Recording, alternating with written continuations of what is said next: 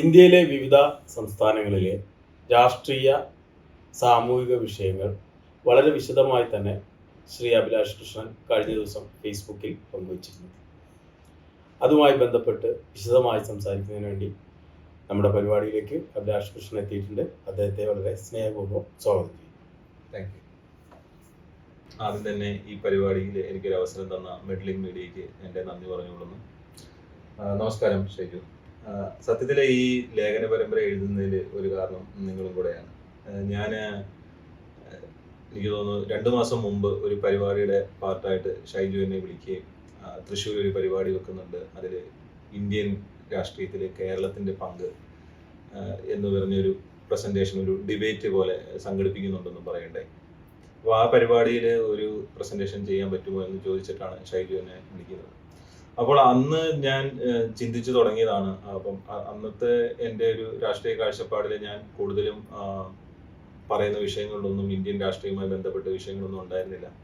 അപ്പോൾ അതിൻ്റെ പാർട്ടായിട്ട് ഞാൻ ഇന്ത്യൻ രാഷ്ട്രീയത്തിൽ ചെറുതായി വായിച്ചു തുടങ്ങിയതിൽ നിന്നാണ് ഈ ലേഖന പരമ്പര ഇപ്പോൾ ഉണ്ടായത്. ഓരോ സംസ്ഥാനങ്ങളിലും നടക്കുന്ന വ്യത്യസ്ത വിഷയങ്ങൾ എന്താണ് എന്ന രീതിയിലാണ് അവലോകനം ചെയ്തു തുടങ്ങിയത്. അപ്പോൾ ആദ്യം എഴുതി തുടങ്ങിയപ്പോൾ ഇതൊരു ലേഖന പരമ്പര ആക്കണമെന്നൊന്നും കരുതിയിരുന്നില്ല. ഓരോ സംസ്ഥാനത്തെയും എന്താണ് നമുക്ക് ഇതുവരെ അറിയാത്ത, നമുക്കൊന്ന് ഉദ്ദേശിച്ച് എനിക്ക് ഇതുവരെ അറിയാത്ത ഒരു കാര്യം ഫേസ്ബുക്കിലൂടെ പറയും. ആ ഒരു പുതിയ കാര്യം കൂടുതൽ ആളുകൾക്ക് ഒരു പുതിയ അറിവാകും എന്നൊരു തോന്നലിൽ നിന്നാണ് എഴുതിയത്. അപ്പോൾ ഞാൻ നിരീക്ഷിച്ച ഒരു കാര്യം, ഇന്ത്യയിലെ ഓരോ സംസ്ഥാനങ്ങൾക്കും ആ സംസ്ഥാനത്തിൻ്റെതായ പ്രത്യേകതകളുണ്ട്. ഇന്ത്യൻ രാഷ്ട്രീയത്തിൽ തിളങ്ങി നിൽക്കുന്ന പല വിഷയങ്ങളും ചില സംസ്ഥാനങ്ങളിൽ അത്ര പ്രസക്തമല്ല. പക്ഷെ നമ്മൾ ഒരിക്കലും ചർച്ച ചെയ്യാത്ത പല വിഷയങ്ങളും പല സംസ്ഥാനങ്ങളിലും വളരെ നിർണായകമായ വിഷയങ്ങളുമാണ്. നമ്മളെപ്പോഴും ദേശീയ രാഷ്ട്രീയത്തിൽ സംസാരിക്കുമ്പോൾ 2 പ്രബല രാഷ്ട്രീയ പാർട്ടികളുടെ മത്സരമായിട്ട് കാണുമെങ്കിലും ഓരോ സംസ്ഥാനങ്ങൾക്കും അവരുടേതായിട്ടുള്ള കഥകൾ പറയാനുണ്ട്. അത് ഭാഷാപരമായിരിക്കും, സാമ്പത്തികമായ കാര്യങ്ങളായിരിക്കും, വംശീയമായിരിക്കും, കുടിയേറ്റത്തിൻ്റെ പ്രശ്നങ്ങളുണ്ട്, പൗരത്വത്തിൻ്റെ പ്രശ്നങ്ങളുണ്ട്, വയലൻസിൻ്റെ പ്രശ്നങ്ങളുണ്ട്, ജാതിയുടെ പ്രശ്നങ്ങളുണ്ട്, മതത്തിൻ്റെ പ്രശ്നങ്ങളുണ്ട്. അങ്ങനെ ഈ ഓരോ പ്രശ്നങ്ങളെ എങ്ങനെയാണ് ഓരോ രാഷ്ട്രീയ പാർട്ടികളും അവരുടെ അനുകൂലത്തിനായി ഉപയോഗിക്കുന്നത്, എങ്ങനെയാണ് ഓരോ രാഷ്ട്രീയ പാർട്ടികളും അതിനെ വോട്ട് ബാങ്കുകളായിട്ട് കൺവേർട്ട് ചെയ്യുന്നത് എന്നുള്ള കാര്യങ്ങളൊക്കെ നിരീക്ഷിച്ചിട്ടാണ് ഇത് എഴുതിയത്. ഇതൊരിക്കലും ഓരോ സംസ്ഥാനത്തിൻ്റെയും പൂർണ്ണമായ വിവരണങ്ങളൊന്നുമല്ല. ഇലക്ഷൻ സമയത്തിന് മുമ്പ് എഴുതി തീർക്കുക എന്നുള്ള ഒരു അജണ്ട വെച്ച് എഴുതിയത് കൊണ്ട് തന്നെ പൂർണ്ണമായ ഒരു അനാലിസിസ് ഒന്നുമല്ല. എന്നാലും പറ്റാവുന്നത്ര രീതിയിലുള്ള വിവരങ്ങൾ ശേഖരിച്ചുകൊണ്ട് എഴുതിയ ഒരു ലേഖനം. എന്തായാലും നമുക്ക് ഡിസ്കഷനിലേക്ക് കിടക്കാം. ഇന്ത്യൻ രാഷ്ട്രീയത്തിൽ ഇപ്പോൾ നമ്മുടെ രാഷ്ട്രീയ മേഖല ആകെ ഇന്ന് നമ്മുടെ ഒരു ജൂൺ 4-ാം തീയതിക്ക് വേണ്ടി കാത്തിരിക്കുകയാണ്. അതായത് വരുന്ന അപ്കമിങ് ഇന്ത്യ എന്തായിരിക്കണം എന്നുള്ളതുമായി ബന്ധപ്പെട്ടൊക്കെയുള്ള കാര്യങ്ങളിൽ മൊത്തം ഇന്ത്യയിലെ ജനങ്ങൾ മുഴുവൻ ആകാംക്ഷയോടെ കാത്തിരിക്കുകയാണ്. പ്രത്യേകിച്ച് മലയാളികൾ, അതായത് കേന്ദ്രത്തിൽ വരുന്ന ഒരു സർക്കാർ ഏത് തരത്തിലായിരിക്കും. കുറേ ആളുകളുടെയൊക്കെ പിന്നെ ഈ പറഞ്ഞ പോലെ പ്രവചനങ്ങളൊക്കെ ഉണ്ടെങ്കിലും ദേശീയ രാഷ്ട്രീയത്തിൽ കേരളത്തിൻ്റെ പ്രസക്തി എന്താണെന്ന് അറിയാനുള്ളൊരാഗ്രഹം എല്ലാവർക്കും ഉണ്ടാകും. എന്താണ് ഇപ്പോൾ കഴിഞ്ഞ കാലങ്ങളിൽ പിന്നെ അഭിലാഷ് നിരീക്ഷിച്ച ഒരു കാര്യം എന്താണ് ദേശീയ രാഷ്ട്രീയത്തിൽ കേരളത്തിൻ്റെ പ്രസക്തിയെക്കുറിച്ച്? കേരളം എന്ന് പറഞ്ഞ സംസ്ഥാനം, ഇന്ത്യ, നമ്മൾ മലയാളികൾ ഭയങ്കര രാഷ്ട്രീയത്തിൽ ഒരുപാട് ശ്രദ്ധിക്കുന്ന ആൾക്കാരൊക്കെ ആണെങ്കിലും ദേശീയ രാഷ്ട്രീയത്തെ സംബന്ധിച്ച് കേരളത്തെ നോക്കുകയാണെങ്കിൽ, അവിടുത്തെ പെർസ്പെക്റ്റീവ് നോക്കുകയാണെങ്കിൽ നമ്മളൊരു ചെറിയ സംസ്ഥാനമാണ്. 20 സീറ്റുകളെ നമ്മൾക്ക് കൊടുക്കാനുള്ളൂ. രണ്ടാമത്തെ പ്രധാനപ്പെട്ട പോയിന്റ് എന്ന് പറഞ്ഞു കഴിഞ്ഞാൽ, കേരളത്തിൽ നിന്ന് സെലക്ട് ചെയ്യപ്പെടുന്നത് ഒന്നുകിൽ ഒരു കോൺഗ്രസ്സുകാരനോ അല്ലെങ്കിൽ ഒരു CPM-കാരനോ ആയിരിക്കും എന്നുള്ളതാണ്. അപ്പോൾ അവരെന്തായാലും ദേശീയ രാഷ്ട്രീയത്തിലേക്ക് പോകുമ്പോൾ ഒരു സൈഡിലേക്കാണ് പോകുന്നത്. അപ്പോൾ കേരളത്തിൻ്റെ ദേശീയ രാഷ്ട്രീയത്തിലെ പ്രസക്തി എന്ന് നോക്കുമ്പോൾ പാർലമെൻ്ററി പൊളിറ്റിക്സിൽ നമുക്ക് പ്രത്യേകിച്ച് കാര്യങ്ങളൊന്നും ഇല്ല എന്നുള്ളതാണ് എൻ്റെ ഒരു അഭിപ്രായം. കാരണം നമ്മൾ സെലക്ട് ചെയ്യപ്പെടുന്ന ആൾക്കാർ എന്തായാലും, അത് ഭരണപക്ഷത്താണെങ്കിലും പ്രതിപക്ഷത്തേക്കാണെങ്കിലും, നമ്മൾക്ക് വേറെ ഒന്നും അതിനകത്ത് മാറ്റങ്ങൾ വരുത്താനായിട്ടൊന്നുമില്ല. പിന്നെ നമ്മളുടെ സീറ്റുകളും കുറവാണ്. നമ്മളുടെ സീറ്റുകൾ കുറവായതുകൊണ്ടും നമ്മളിൽ നിന്ന് പുതുതായിട്ടൊന്നും കിട്ടാനില്ലാത്തത് കൊണ്ടും BJPക്കും കേരളത്തെ അവർ കാണുന്നതും ആ ഒരു രീതിയിലാണ്. പക്ഷേ എന്നിരുന്നാലും BJP ഒരു ചെറിയ സംസ്ഥാനമാണെങ്കിലും വലിയ സംസ്ഥാനമാണെങ്കിലും അവിടെയൊക്കെ അവരെ കൊണ്ട് എന്തൊക്കെ മാറ്റങ്ങൾ, എങ്ങനെ അവരുടെ സ്വാധീനം വർദ്ധിപ്പിക്കാമെന്ന് അവരെല്ലായിടത്തും ചെയ്യുന്നുണ്ട്. ഒരു സോഷ്യൽ എഞ്ചിനീയറിങ് ചെയ്യുന്നുണ്ട്. എത്ര ചെറിയ സംസ്ഥാനമാണെങ്കിലും, അവർക്ക് ഒട്ടും അപ്രോച്ചബിൾ അല്ലാത്ത സംസ്ഥാനമാണെങ്കിലും അവർക്ക് എത്താൻ ശ്രമിക്കുന്നുണ്ട്. അപ്പം അങ്ങനെ ഒരു BJP കുറച്ചും കൂടെ കേരളത്തെ കണ്ടു തുടങ്ങിയ, അങ്ങനത്തെ ഒരു രീതിയിൽ കേരളത്തെ കണ്ടു തുടങ്ങിയ ഒരു സമയമാണ് ഇപ്പോൾ നടന്നുകൊണ്ടിരിക്കുന്നത്. അത് ആ ഒരു പ്രസക്തി ആണ് കേരളത്തിനുള്ളത്. അപ്പം നമ്മൾ പറഞ്ഞു ഈ കേരളത്തിനോടൊപ്പം തന്നെ നമുക്ക് എപ്പോഴും എല്ലാ കാലത്തും ദേശീയ രാഷ്ട്രീയം ചർച്ച ചെയ്യുമ്പോൾ ബംഗാളും കേരളവും എന്നുള്ള രീതിയിലൊരു ദ്വന്ദ്ങ്ങൾ എപ്പോഴും വരാറുണ്ട്. അപ്പോൾ ഈ അർത്ഥത്തിൽ ഇപ്പോൾ കേരളത്തിൻ്റെ കാര്യം ഇപ്പോൾ പറഞ്ഞു കഴിഞ്ഞു. ഇപ്പോൾ ബംഗാളിലെ രാഷ്ട്രീയത്തെക്കുറിച്ച് അല്ലെങ്കിൽ ഈ ഇലക്ഷന് മുമ്പുള്ള ബംഗാളിലെ രാഷ്ട്രീയ സാഹചര്യങ്ങളെക്കുറിച്ച് അഭിലാഷിൻ്റെ വിശദമായൊരു അനാലിസിസ് കിടക്കുന്നുണ്ട്. അപ്പോൾ എന്താണ് ബംഗാളിൽ ഈ ഒരു തെരഞ്ഞെടുപ്പുമായി ബന്ധപ്പെട്ട് ബംഗാളിൽ നിന്ന് പുറത്തു വരുന്ന ഒരു ചിത്രം എന്താണ് ശരിക്കും? എനിക്ക് ബംഗാളിനെ വെച്ച് പ്രധാനപ്പെട്ട പോയിൻ്റായിട്ട് തോന്നിയത് ബംഗാളിലെ അക്രമരാഷ്ട്രീയമാണ്. അക്രമരാഷ്ട്രീയം മറ്റ് എല്ലാ സംസ്ഥാനങ്ങളും, ഇന്ത്യയിലെ എല്ലാ സംസ്ഥാനങ്ങളും, പ്രത്യേകിച്ചും ഉത്തരേന്ത്യൻ സംസ്ഥാനങ്ങളെല്ലാം നമ്മൾ തെരഞ്ഞെടുപ്പ് രാഷ്ട്രീയവുമായി ബന്ധപ്പെട്ട് വയലൻസിനെ പറ്റി സംസാരിക്കാറുണ്ടെങ്കിലും ബംഗാളിൻ്റെ ചിത്രം വളരെ വ്യത്യസ്തമാണ്. കേരളത്തെ വെച്ചായിട്ടാണെങ്കിലും ഏത് സംസ്ഥാനത്തെ വെച്ച് നോക്കുകയാണെങ്കിലും ബംഗാളിൻ്റെ ചരിത്രം, സ്വാതന്ത്ര്യത്തിന് മുമ്പുള്ള ചരിത്രം നോക്കുകയാണെങ്കിലും സ്വാതന്ത്ര്യത്തിന് ശേഷമാണെങ്കിലും ബംഗാൾ എന്നും അവിടുത്തെ അവിടുത്തെ രാഷ്ട്രീയത്തിലെ പ്രധാന ചേരുവ എന്ന് പറയുന്നത് വയലൻസ് തന്നെയാണ്. അത് തുടങ്ങി വെക്കുന്നത് കോൺഗ്രസ് ആണ്. സ്വാതന്ത്ര്യത്തിന് ശേഷം CPM-നെതിരെ വളരെ ശക്തമായ രീതിയിൽ CPM-നെ അടിച്ചമർത്താൻ അവർ ശ്രമിച്ചിരുന്നു. എന്നാൽ ഒരു കാലം കഴിഞ്ഞപ്പോൾ കോൺഗ്രസിനെതിരെ ശക്തമായി തിരിച്ചടിച്ച് CPM വരികയും ചെയ്തു. അപ്പോൾ അന്ന് മുതലേ തന്നെ ബംഗാളിൽ രൂപപ്പെട്ടതാണ് ഈ പാർട്ടി ഗ്രാമങ്ങൾ എന്ന് പറഞ്ഞ ആശയം.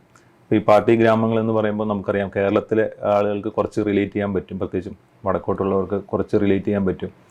എല്ലാവിധ പാരാമീറ്ററുകളും മാറിയിട്ട്, അതായത് ഭാഷയുടെയും മതത്തിൻ്റെയും സാംസ്കാരികമായിട്ടുള്ളതും എല്ലാ കാര്യങ്ങളും മാറിയിട്ട് രാഷ്ട്രീയത്തിലെ എല്ലാ കാര്യങ്ങളും നീ ഏത് പാർട്ടിയിലാണ്, നീ ഏത് പാർട്ടിക്കെതിരെയാണ് എന്നുള്ള കാര്യം തീരുമാനിക്കുക എന്നുള്ളത്. അപ്പോൾ ഒരാൾ ഏതെങ്കിലും ഒരു വ്യത്യസ്തമായ രാഷ്ട്രീയം സ്വീകരിക്കാൻ മടിക്കുക, അല്ലെങ്കിൽ ഞാൻ ആർക്ക് ആണ് വോട്ട് ചെയ്യുന്നതെന്ന് പുറത്ത് പറയാൻ മടിക്കുന്ന രീതിയിലുള്ളത്. അപ്പോൾ ഒരു ഗ്രാമത്തിലുള്ള എല്ലാവരും ഒരാളെ ഒരു പാർട്ടി നോക്കി തിരഞ്ഞെടുക്കുക, ഒരു പാർട്ടിക്കെതിരെ മത്സരിക്കാൻ ആളില്ലാതാവുക എന്നുള്ളത്. അപ്പോൾ അങ്ങനെയുള്ള ഈ പാർട്ടി ഗ്രാമങ്ങളെന്നുള്ള ആശയം അവിടെ വളരെ ശക്തമായ രീതിയിൽ നടപ്പിലാക്കുന്നത് കമ്മ്യൂണിസ്റ്റ് ഭരണത്തിൻ്റെ കീഴിലാണ്.